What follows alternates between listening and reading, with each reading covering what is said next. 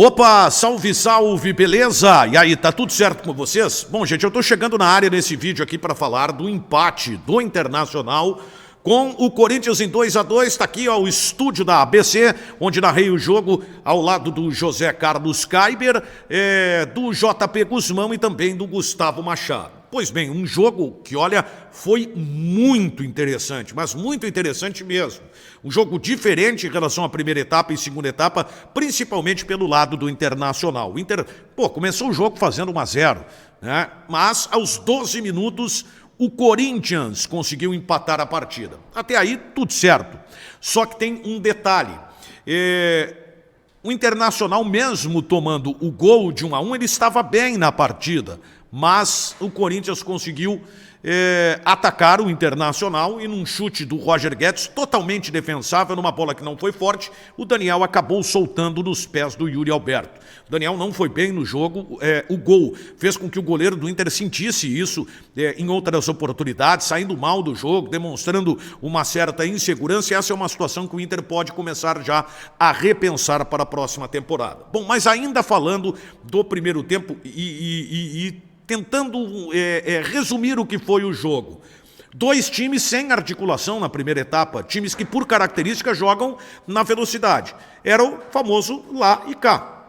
O Inter atacava, Corinthians ia lá contra-atacava, tanto que lances foram construídos assim, né? Foi assim o primeiro gol do Internacional praticamente, e o Yuri Alberto, quando o Corinthians arrancou ali, meteu uma bola para o Roger Guedes, o Corinthians perdeu um gol desta forma. O Internacional atacou, o Corinthians retomou a bola e foi para cima. Não tem essa capacidade de criação, não tiveram no primeiro tempo. E aí é que vem a grande mudança no jogo, que foi a entrada do Alan Patrick. Bom, o Alan Patrick, gente, é titular do Inter, só se não tiver condição física. Esse jogador é Alan Patrick mais 10, com todo respeito aos demais. Ele tem que jogar, e ele foi o jogador que mudou o cenário da partida, que deu ao Internacional, por exemplo, mais controle de bola na segunda etapa, que permitiu que o Internacional atacasse com mais qualidade. Aliás, ele foi o dono e participante de todas as ações ofensivas do Inter na segunda etapa.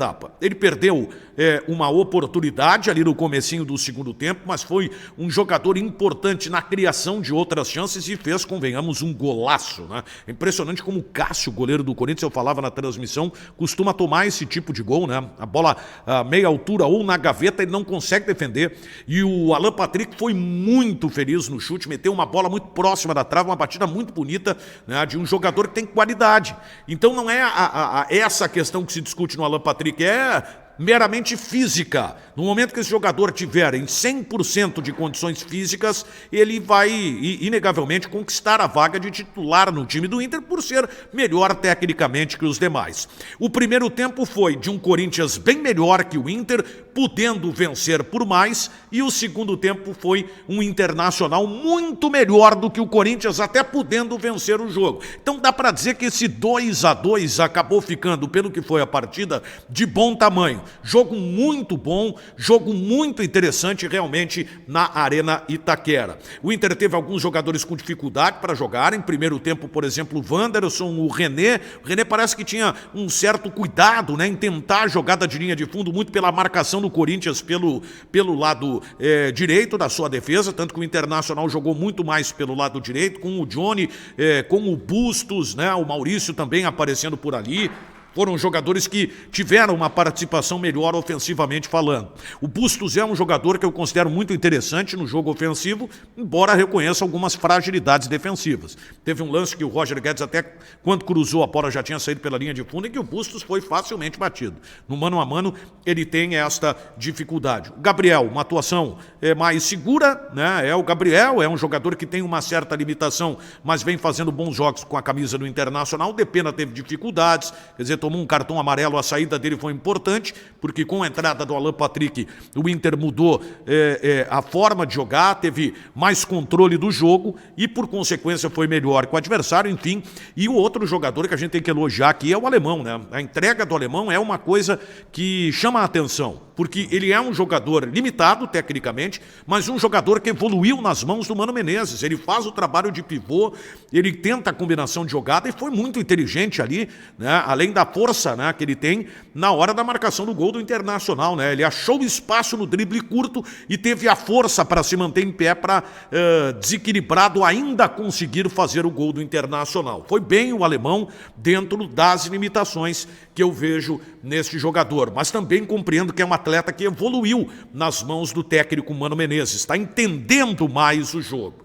2-2, portanto, foi justo e o mais importante, o Inter volta de São Paulo com um excelente ponto. Talvez possa lamentar numa outra oportunidade, já que meteu bola na trave de ter vencido, mas o Corinthians também teve chance e não marcou. Então tá tudo certo.